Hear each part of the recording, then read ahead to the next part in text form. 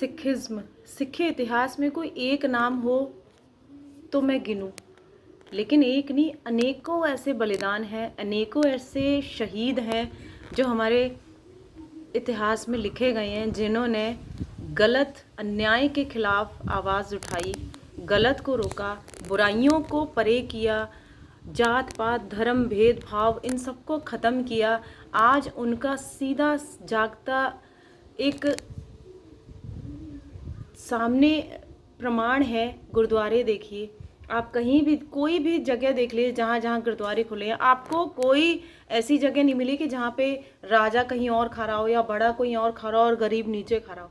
आपको उसी पंगत में बैठना है, उसी पंगत में बैठ के आपको लंगर छकना है, जल छकना है, और उसी संगत के बीच बैठ के आपको गुरबाणी का आनंद लेना है।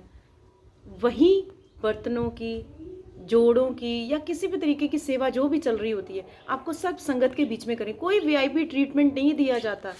ये है सिख और सिखिज्म की पहचान, सब मानव को एक बराबर समझना। देखिए, सीधा साफ सा एक जो आज इस समय हालात चल रहे हैं, हम ये नहीं कहेंगे सिर्फ लड़ाई चल रही है कुछ देशों में तो हालात बिगड़े हैं, हालात और भी तरीके से बिगड़े हुए हैं। आप गहराई तक जाइए। आज जो हालात हैं, क्या हम अपनी सरकारों से, अपने मंत्रियों से, अपने अधिकारियों से ये पूछने का हक समझते हैं कि आज हमारे देश पे जो विपदाएं आ रही हैं, जो अंदरूनी तौर पे जो चीज़ें चल रही हैं, जो विजिबल नहीं है अभी या उजागर नहीं हुई हैं, जिनको ढका जा रहा है, जिनको दबाया जा रहा है, आज हम ये कह सकते हैं कि अगर जिस तरह से हमारे जो दूसरे देशों की लड़ाई है, उसका प्रभाव कहीं ना कहीं हमारे देश पे भी पड़ रहा है, और ज़रूर पड़ रहा है, ये दिख भी रहा है। तो क्या हम ये पूछ सकते हैं अपनी सरकारों से, जिनको हम टैक्स देते हैं, जिनको हम अपनी कमाई का हिस्सा दे रहे हैं, ताकि वो हमारे लिए फैसिलिटीज़ अवेलेबल करें? क्या फैसिलिटी है? क्या ऐसा कोई समय, भगवान ना करे कोई ऐसा समय आ जाए, सिलेंडर का ही ले लो अभी, क्या सिलेंडर का समय जो आ रहा है, किसी को मिल रहा है, किसी को नहीं मिल रहा है, धक्का मुक्की मार पिटाई सब हो रहा है सिलेंडर के चक्कर में। आने वाले समय में पता नहीं भगवान क्या रंग दिखाएगा, लेकिन जो रंग हमारे देश में अधिकारी, नेता या बड़े बड़े मंत्री दिखा रहे हैं, वो तो साक्षात अभी दिख ही रहा है। आप ये सोचिए कि सभी देशों ने अपने अपने देशों में ऐसी फैसिलिटी तो की होगी कि अगर कोई बुरा समय आ जाए तो उनको वो चीज़ उनके पास अवेलेबल हो जिससे वो अपने आप को बचा सकें। क्या मैं पूछ सकती हूँ अपने, हमारे जिनको हम टैक्स देते हैं, वो हमारे अधिकारी, हमारे लिए, आम जनता के लिए आपने ऐसा कौन सा मतलब एक सेफ्टी जोन रखा हुआ है कि अगर भगवान न करे कोई दिक्कत आ जाती है हमारे देश के ऊपर, तो हमारी पूरी जितनी जनता है देश में, जितनी भी जनता है, कन्याकुमारी से जम्मू कश्मीर से लेके कन्याकुमारी तक, तो जितनी भी जनता है देश की, उनके लिए आपने ऐसा कौन सा एक रखा हुआ है सेफ्टी जोन जहाँ पे हम लोग अपने आप को सुरक्षित महसूस कर सकें?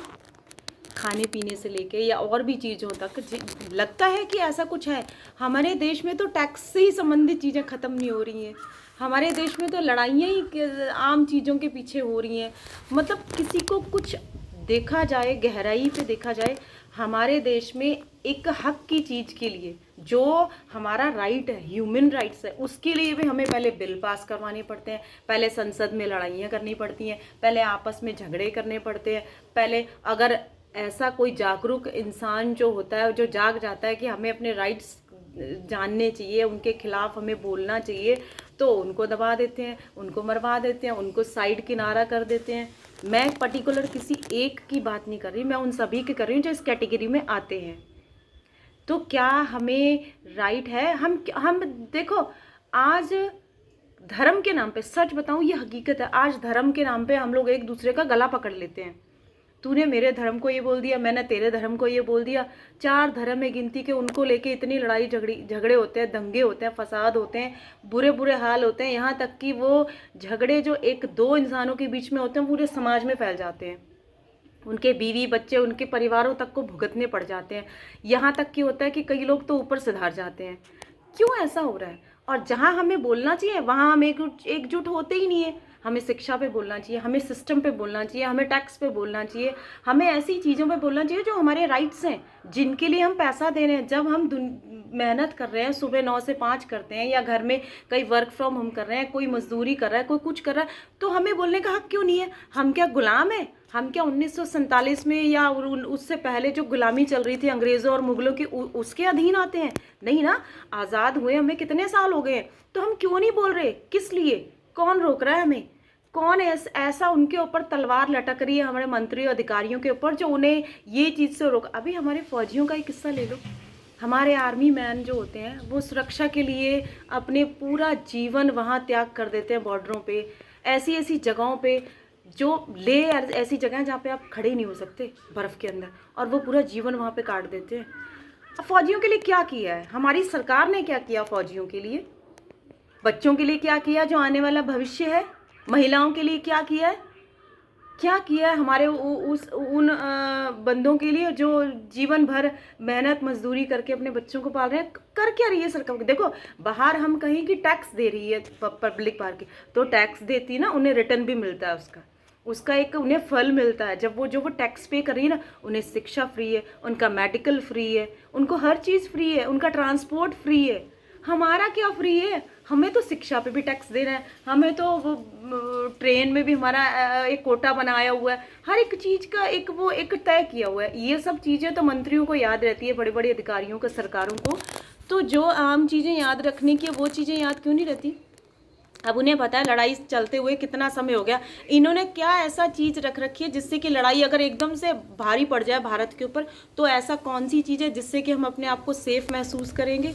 है कोई सवालों का जवाब?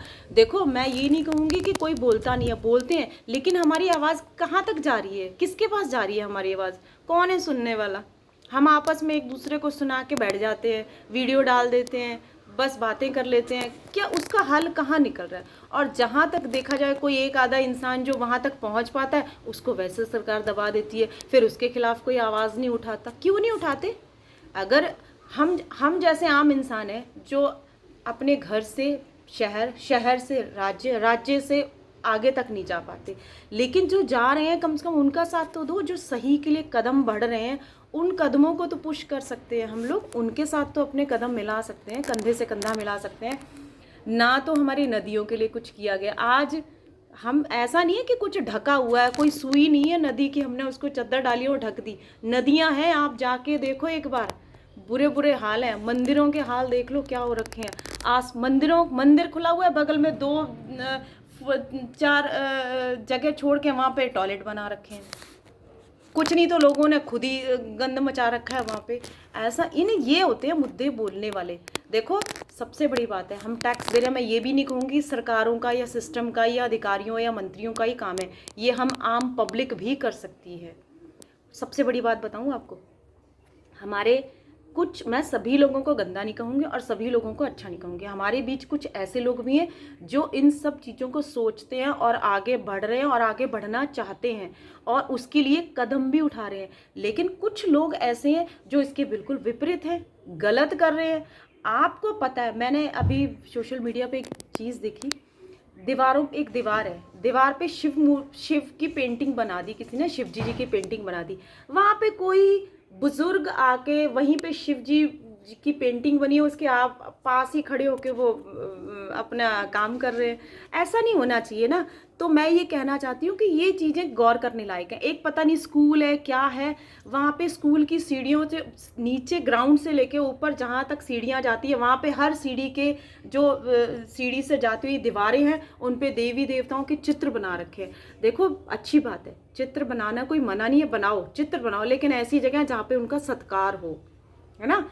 तो वो चित्र बनाए हुए हैं, वहीं दीवारों पे पान के छींटे पड़े हुए हैं, थूका हुआ है आसपास। ये देखो, निरादर कोई नहीं कर रहा, निरादर आप खुद कर रहे हो। तो इसके लिए हम किसी को दोष नहीं दे सकते, इसके लिए उन इंसान, और दूसरी बात है, हम उन इंसानों को देखो जो गलत कर रहा है, वो तो है पापी इंसान, दुष्ट है वो आत्मा जो गलत कर रहे हैं, ठीक है। लेकिन जो सामने खड़े के वीडियो बना देते हैं और सोशल मीडिया पे डाल देते, क्या उन्हें रोकने का कोई राइट नहीं है? आप रोको ना, आप देखो ना, आप वीडियो बनाने से पहले आप वीडियो बना रहे हो अवेयर करने के लिए, अच्छी बात है, आप करो, आप वीडियो बनाओ, वीडियो बनाने के साथ साथ आप उनको रोको, उनको शिक्षा दो, आपका राइट है, यू हैव टू राइट। अगर कहीं गलत हो रहा तो आप उसको रोको, बोलो, आपके पास पूरा अधिकार है। आप बिल्कुल, अगर सामने वाला आपको सींग मारता है, मारने दो, क्योंकि वो पशु हो चुका है, जानवर हो चुका है, वो जिस तरह की हरकतें कर रहा है। तो अगर कुछ भी कहे, आप बेधड़ल्ले से उसे सच बोलो और उसको हकीकत दिखाओ कि हकीकत क्या है।